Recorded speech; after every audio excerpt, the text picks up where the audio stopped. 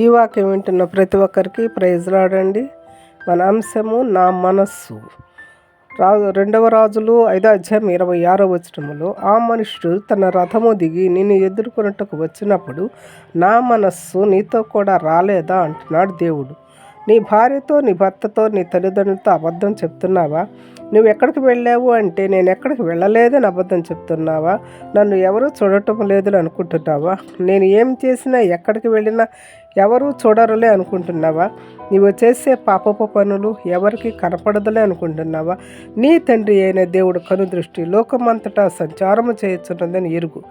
నీవు చాటుగా చేస్తున్న పాపాల కొరకు ప్రభు అయిన యేసు క్రీస్తును బహిరంగంగా రోడ్ల మీద అవమానిస్తూ హింసిస్తూ నీ పాపభారమైన సిలువను మోయిస్తూ గొల్గొతాకు తీసుకొని వెళ్ళారు. నీ పాపాల కొరకు ప్రాణత్యాగం చేశాడు. ఇప్పటికైనా బుద్ధి తెచ్చుకొని ఆయన పాదాల దగ్గరకు రా.